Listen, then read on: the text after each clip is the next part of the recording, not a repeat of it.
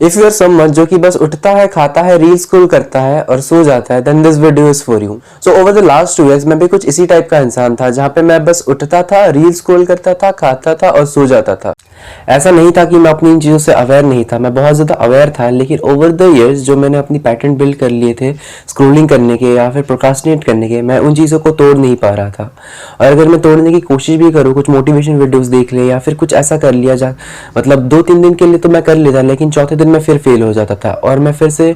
उसी चीज़ में लूप में फंस जाता था कि मेरे से नहीं हो पाएगा और मैं नहीं कर पाता था। तो मैंने जब अपनी लाइफ को एक सीरियसनेस के साथ रिफ्लेक्ट करना स्टार्ट किया, तब मुझे पता चला कि लाइक अगर मैं ऐसी चीज़ को रिपीट करता जाऊँ जो काम मैं कर रहा हूँ, तो मैं कभी वो चीज़ अचीव नहीं कर पाऊंगा जो चीज़ मुझे अचीव करनी है या फिर जो चीज़ मुझे चाहिए। बिकॉज मैं हर दिन सेम काम करके मैं कोई दूसरा रिजल्ट एक्सपेक्ट नहीं कर सकता था। ये बहुत ज़्यादा बेवकूफ़ों वाली चीज़ होगी कि मैं सेम ही काम हर दिन कर रहा हूँ और मैं एक्सपेक्ट कर रहा हूँ कि कुछ मैजिकल हो जाएगा इतने दिन बाद और मेरी लाइफ फटाक से चेंज हो जाएगी। तो मैंने एक दिन बैठा और बहुत ज़्यादा क्लैरिटी के साथ लिखना स्टार्ट किया कि मुझे क्या लाइफ चाहिए, मुझे कैसी लाइफ चाहिए, या फिर मुझे कैसे जीना है,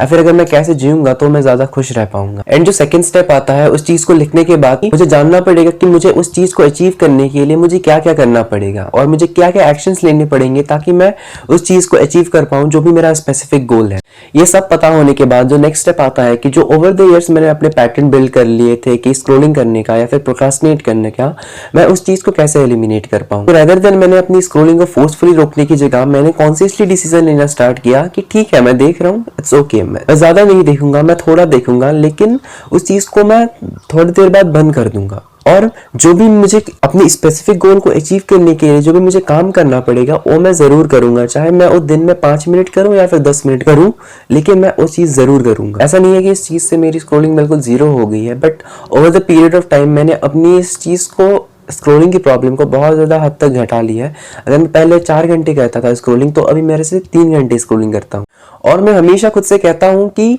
ठीक है, मैं पहले 4 घंटे स्क्रोलिंग करता था, अब मैं 3 घंटे स्क्रोलिंग करता हूँ। डैट मीन्स मैंने कुछ तो कम किया है,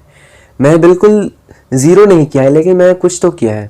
और मैंने इसी के साथ अपना एक पर्सपेक्टिव चेंज भी लाया कि ठीक है, अगर मैं पहले 4 घंटे स्क्रोलिंग करता था और अभी मैं 3 घंटे स्क्रोलिंग कर रहा हूँ, ठीक है। एंड अलॉन्ग विद दैट, अगर मैं मेरे जो डेली इंपॉर्टेंट टास्क होते हैं, अगर मैं उन चीज़ों को दिन के बस 2 घंटे भी कर रहा हूँ, तो ठीक है, मैं उस चीज़ से खुश हूँ बहुत ज़्यादा, क्योंकि मेरे को पता है मैं अभी 2 घंटे कर पा रहा हूँ, तो मैं धीरे धीरे इस चीज़ को 4 घंटे, 6 घंटे, 8 घंटे तक ले जा पाऊंगा। अगर मैं इस चीज़ को 2 घंटे की जगह अगर मैं डेली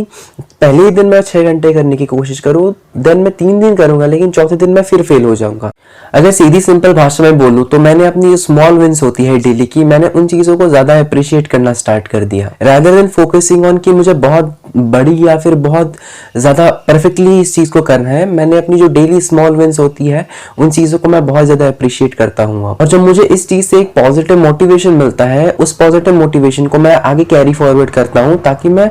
जो मैं आने नेक्स्ट डे के टास्क हो या फिर दूसरे दिन के टास्क हो, उस चीज़ को मैं और बेहतर तरीके से कर पाऊँ।